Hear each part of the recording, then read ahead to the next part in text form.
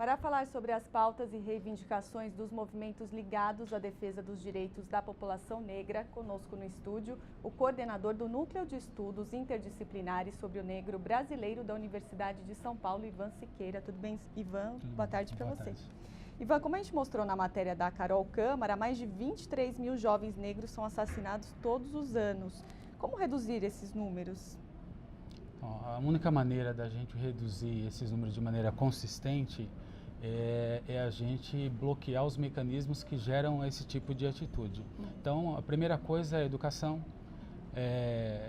tanto que a gente vai verificar quem são esses jovens, em qual faixa etária eles estão, qual é o nível de educação que eles têm, onde eles moram. Todos esses dados todos mostram para a gente objetivamente que a educação poderia ser uma ferramenta para minimizar isso. Uma outra coisa, a gente precisa repensar aspectos da nossa sociedade no que diz respeito a uma sociedade focada apenas no consumo. E se eu não tenho consumo, eu vou fazer qualquer coisa para obtê-lo. Então, muitas medidas precisariam ser tomadas, mas eu acho que a principal era tomar consciência de como a sociedade brasileira é uma sociedade doente.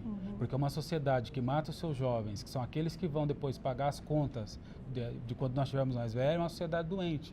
No mínimo, ela não sabe fazer conta.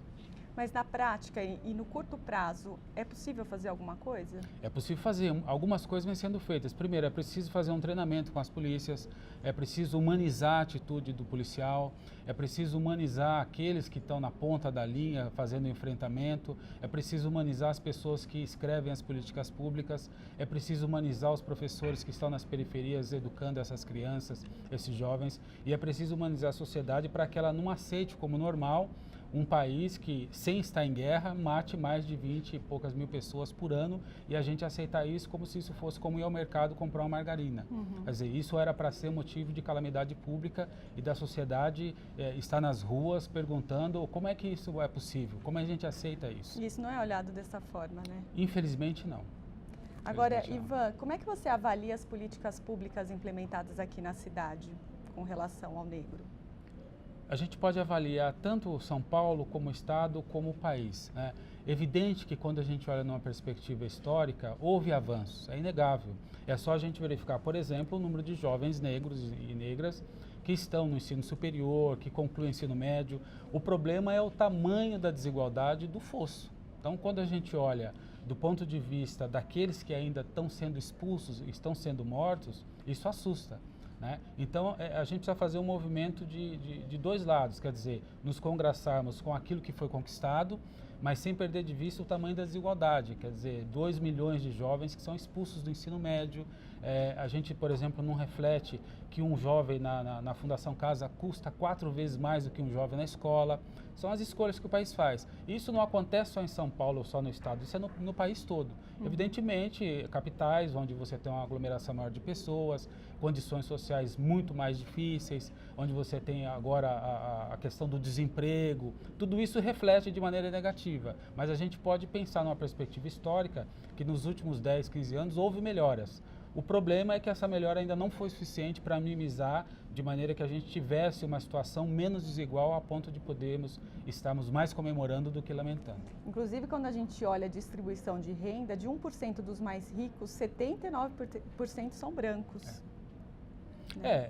A gente olha o seguinte, em 1872, quando foi feito o primeiro censo no Brasil, o Brasil tinha naquela época mais ou menos 16% de escravos, ou seja, isso dá mais ou menos quase 1,5 milhão.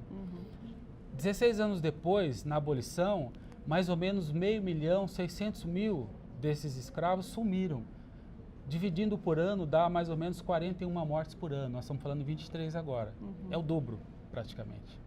A sociedade brasileira não reflete sobre isso. Então, o fato de você nascer branca, de classe média, isso te dá vários privilégios. É assim que é. A semana passada a gente teve uma pesquisa do IBGE mostrando o jovem de 25 anos ou mais que tinha ensino superior e que tinha o pai com ensino superior, tinha na média 6 mil e alguma coisa de renda. Curso superior, família curso superior. O jovem que também tinha curso superior, mas cujos pais não tinham, 2 e alguma coisa. Quer dizer, é menos que o dobro. Então, nós estamos falando de pessoas que têm o mesmo nível educacional e que supostamente deveriam ter a mesma renda, já que estão fazendo as mesmas atividades, e, no entanto, uma por ter o pai com um nível superior ganha mais do que o dobro que o outro, porque a gente sabe as relações sociais, as possibilidades que se tornam privilégio, porque você obviamente é exposto a uma série de coisas que o outro não foi exposto, e isso se traduz na redução das possibilidades e, ao final e ao cabo, na redução do seu rendimento.